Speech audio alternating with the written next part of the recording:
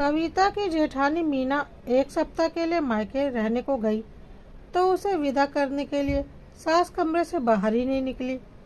मुझे तो बहुत डर लग रहा है भाभी जी, आपका साथ और सहारा नहीं होगा तो कैसे बचाऊंगी मैं इनसे अपनी जान। सिर्फ 4 महीने पहले इस घर में बहू बनकर आई कविता की आंखों में डर और चिंता के भाव साफ नजर आ रहे थे। वे चुभने या बेइज्जत करने वाली कोई भी बात कहें तो तुम उस पर ध्यान न देकर चुप ही रहना कविता। झगड़ा करके तुम उनसे कभी भी जीत नहीं सकोगी। मीना ने उसे प्यार से समझाया। भाभी, अगर सामने वाला तुम्हारी बेइज्जती करता ही चला जाए तो कोई कब तक चुप रहेगा। उस स्थिति में तुम वह करना जो मैं करती हूँ।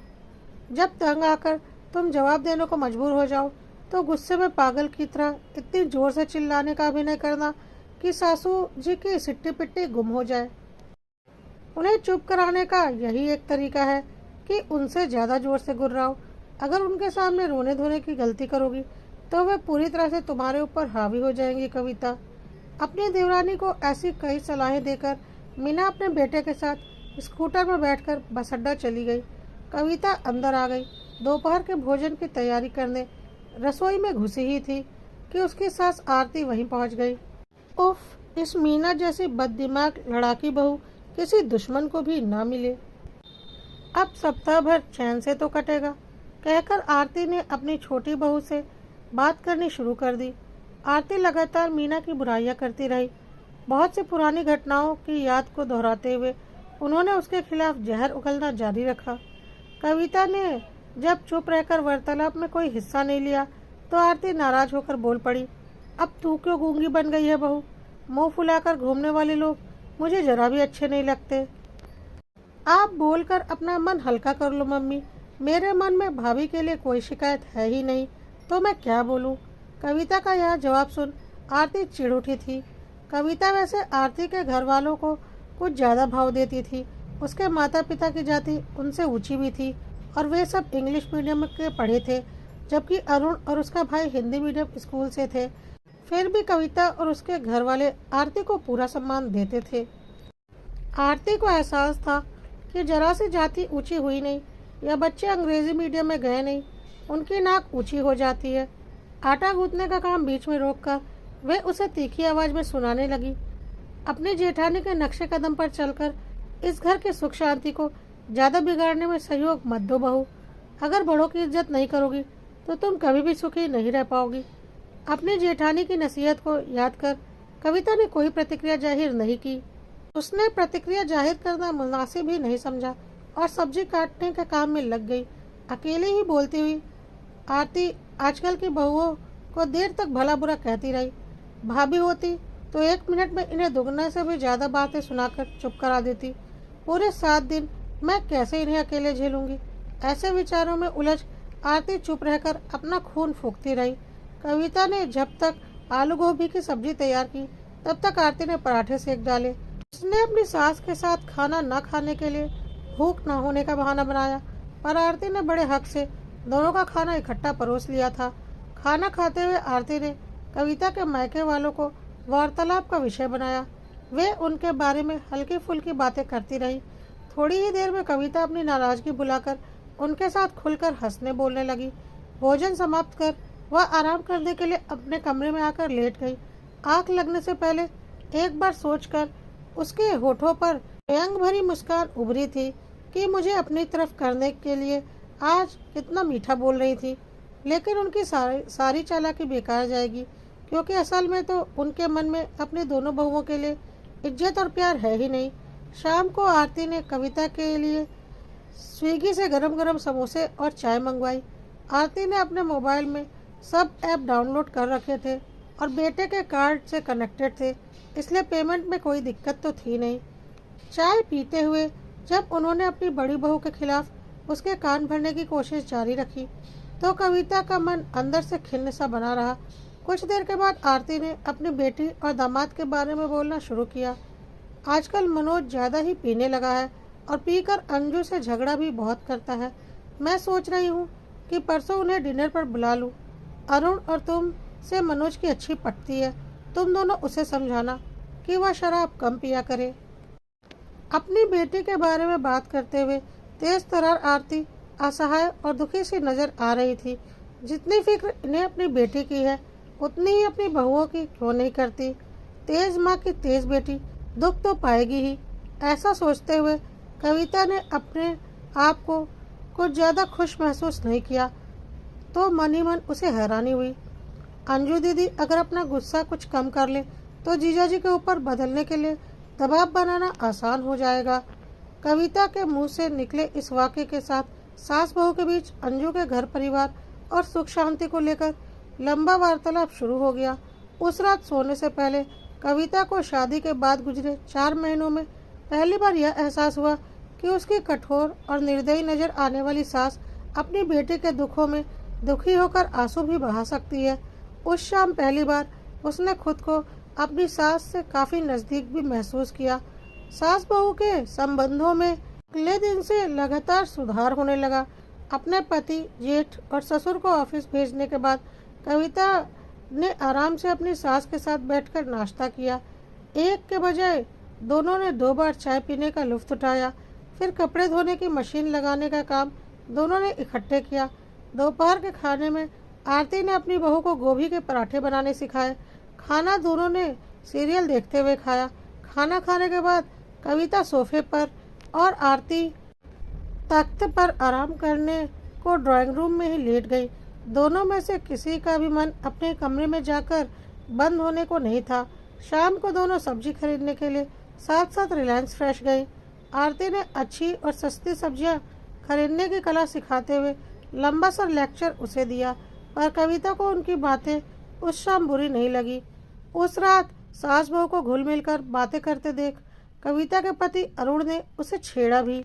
माँ ने तुम्हें ऐसा क्या लालच दे दिया है जो इतना मीठा बोलने लगी हो तुम उनसे? यह चमत्कार कैसे हो रहा है मैडम? इसमें कोई चमत्कार वाली बात नहीं जनाब। मुझे अपनी तरफ करने को आपकी माताजी मुंह में गुड़ रखकर मुझसे बोल रही हैं। मीना भाभी को अलग थलग कर देने के लिए उनकी तरफ से यह सारा नाटक चल रहा है। कविता ने शरारती अंदाज में मुस्कुराते हुए अरुण को जानकारी दी। किसी भी बहाने से सही, पर इस घर में सुख शांति का माहौल तो बना। तुम तीनों के रोज शाम को सूजे हुए मुंह देखकर दिमाग भन्ना जाया करता था। भाभी के लौटने पर स्थिति फिर बदल जाएगी। सास बहू के प्यार से आपस में हंसते बोलते देखने का मजा बस कुछ दिन और ले सकते हैं आप इस घर में। अपने इस मजाक पर कविता खुद ही ठहाका मारकर हंस पड़ी तो अरुण बुरा सा मुंह बनाकर बस जरा सा मुस्कुराया। अगले दिन शाम को अंजू और मनोज के साथ सब का समय बड़ा अच्छा गुजरा। आरती अपनी छोटी बहू की तारीफ करने का कोई मौका नहीं चूकती थी। ननंद भाभी पहली बार खुलकर खूब हंसी बोली। माँ बेटी दोनों ने कविता के काम में पूरा हाथ बटाया। अगले दिन आरती ने कविता के साथ एक सहेली की तरह गपशप करी। उन्होंने अपनी सास के बारे में बहुत सी कहानियां उसे सुनाई। अपनी सास के सामने जोर से सांस भी वह नहीं ले सकती थी। सुबह 4 बजे उठकर हाथ से नल से 20 बाल्टी पानी भरना पड़ता था। फिर नहा धोकर पूरे 8 आदमियों का नाश्ता और खाना बनाना होता था। घर का काम देर रात को खत्म होता। तारीफ के शब्द सुनने की बात तो दूर रही, घर के छोटे बड़े मुझ पर हाथ उठाने से भी परहेज नहीं करते थे। वे लोग तब हाल में ही गांव से कस्बे में आए थे और आरती की सास यानी कि अरुण के दादा दादी जी रीति रिवाज मानो संदूक में पैक करके लेकर आए हों। आरती को एडजस्ट करने में बहुत समय लगा था।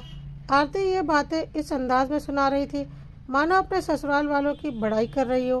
कविता ने भी शादी से पहले अपनी जिंदगी में घटी कई दिलचस्प घटनाएं उन्हें सुनाई।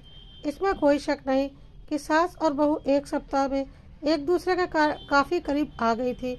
मीना की वापसी होने के एक दिन पहले आरती ने कविता को अकेले में अपने पास बैठाकर बड़े प्यार से समझाया। तुम स्वभाव की अच्छी और समझदार औरत हो बहू। बस तुम मीना के बहकावे में आना बंद करो। उसकी शह पर जब तुम मुझसे बहस करती हो और झगड़ा करती हो तो मेरा मन बड़ा दुखता है। उसकी तरह अगर तुमने भी मेरी बेइज्जती करने की आदत डाल ली तो मेरी ज़िंदगी तो नर्क बन जाएगी। मम्मी आप प्लीज़ आंसू मत बहाओ।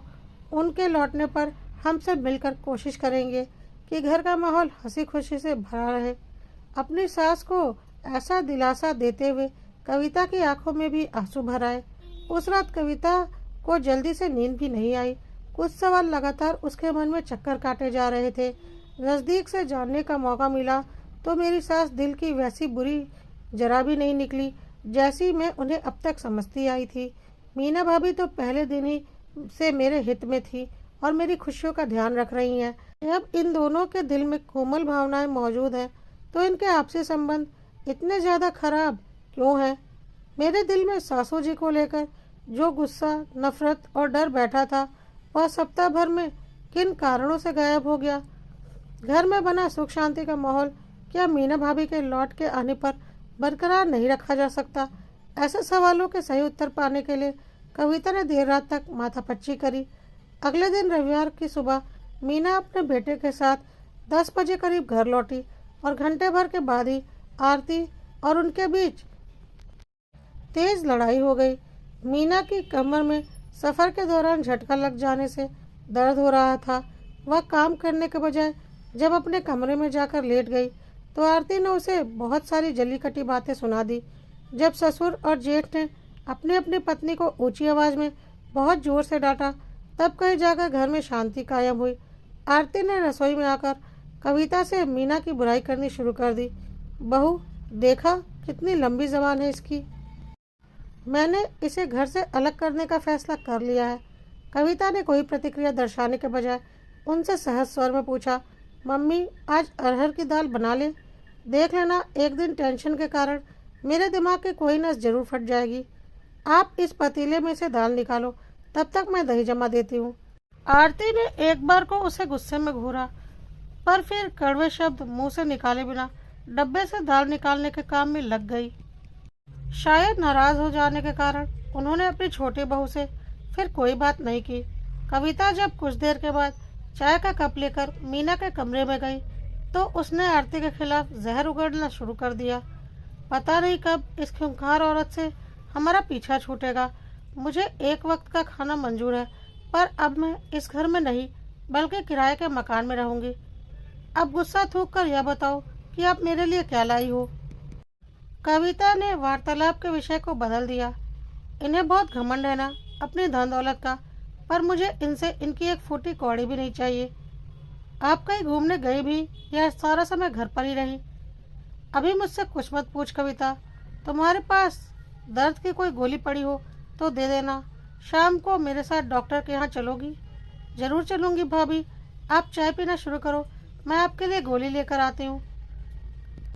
कविता को मीना ने अजीब सी नज़रों से देखा। उन्हें अपनी देवरानी बदली सी लग रही थी। वह उसमें आए बदलाव को समझकर कुछ कह पाती उससे पहले ही कविता कमरे से बाहर चली गई। आरती और मीना ने बहुत कोशिश करी पर कविता के मुंह से किसी की तरफदारी करते हुए एक शब्द भी नहीं निकला। इस कारण वे दोनों शाम तक यह सोचकर उससे नाराज रहीं कि वह हाँ में हाँ ना मिलाकर दूसरी पार्टी की तरफ हो गई है। आरती और मीना के बीच उस दिन कई बार झड़प हुई पर कविता के मन में जरा सा भी तनाव नहीं बना। पहले की तरह न उसे सिरदर्द सताया, न भूख और नींद का बुरा असर पड़ा। शाम को मीना भी काम में हाथ में बटाने के लिए रसोई में आ गई। वह और आरती दोनों ही उसे संबोधित करते हुए बातें कर रही थी। एक ही अनुपस्थिति में जब दूसरी उसकी बुराई करना शुरू करती तो कविता फौरन ही बात को किसी और दिशा में मोड़ देती।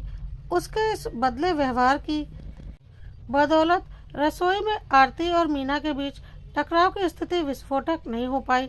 कुछ देर बाद वे दोनों आपस में सीधे बात भी करने लगी तो उनकी नज़रों से छिपकर कविता प्रसन्न भाव से मुस्कुरा उठी। पिछली रात देर तक जागकर वह जिस निष्कर्ष पर पहुंची थी उस पर उसने आज नतीजा देखकर सही होने का ठप्पा लगा दिया। आपसी झगड़े बहुत कम देर तक चलते हैं पर उनकी चर्चा कितनी भी लंबी खींची जा सकती है। इस तरह ऐसी चर्चा करते रहने से मन में उन यादों की जड़ें मजबूत हो जाती हैं। इस कारण मन में दूसरे व्यक्ति के लिए झगड़ा समाप्त होने के बाद भी बहुत देर तक वैर भाव बना रहता है और नया झगड़ा शुरू होने की संभावना बढ़ जाती है। इस तरह चर्चा करने और कहने और सुनने वालों को रस तो आता है पर यह रस आपसी संबंधों के लिए जहरीला साबित होता है।